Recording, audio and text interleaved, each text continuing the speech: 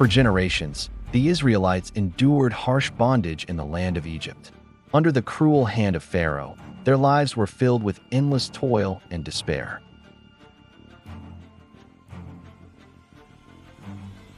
But hope arrived in the form of Moses, a man chosen by divine will.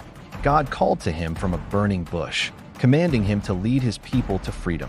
Pharaoh, however, refused to release them, hardening his heart against God's command. Then came the plagues. Rivers turned to blood, swarms of frogs and gnats, followed by flies, pestilence, boils, and devastating hail. Darkness enveloped the land, yet Pharaoh remained unyielding in his pride. Finally, after the last, terrible plague, Pharaoh relented. Under the cover of night, the Israelites began their hurried exodus from Egypt. But Pharaoh's heart hardened once more, and he mobilized his mighty army.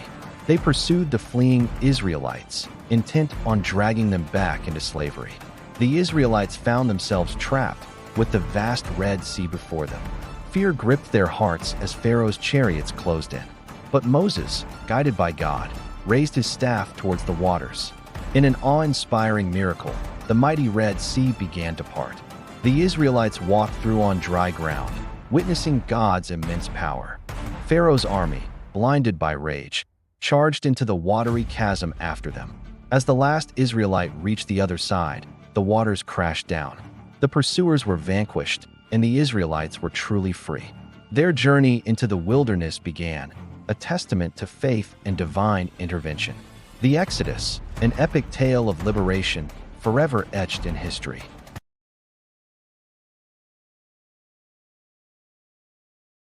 For 40 years, Moses led the Israelites through the unforgiving desert. Their journey was long, filled with hardship and endless trials. Hope often dwindled, replaced by the gnawing pangs of thirst. Water, the most basic necessity, became a distant memory. Moses, their steadfast leader, felt the weight of their desperation. The cries for water grew louder, echoing across the barren land. At Meribah, their patience snapped. They confronted Moses and Aaron. "Why did you bring us out of Egypt to die here?" they cried. Overwhelmed, Moses and Aaron fell prostrate before the Lord.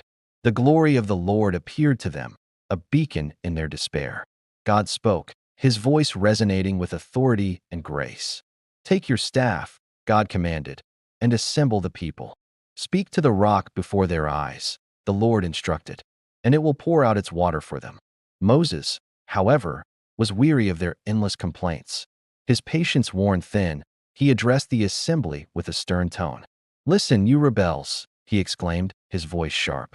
"Must we bring you water out of this rock?" Instead of speaking, as God commanded, Moses struck the rock. In a fit of anger, he struck it not once, but twice. Immediately, a torrent of fresh water gushed forth from the rock. It flowed abundantly, creating a vibrant oasis in the barren land. The Israelites rushed forward, their faces alight with disbelief and joy. They drank deeply, quenching years of thirst, filling their vessels. Scenes of relief and celebration filled the air. But the miracle was overshadowed by a solemn moment. God's voice, now grave, addressed Moses and Aaron. "Because you did not trust me enough to honor me as holy, in the eyes of the Israelites, you will not lead them into the land I am giving them," God declared. Moses understood the gravity of his disobedience. The dream of entering the promised land was lost to him. Even great leaders face consequences for anger and disobedience. A powerful lesson from the desert: trust and obedience are paramount.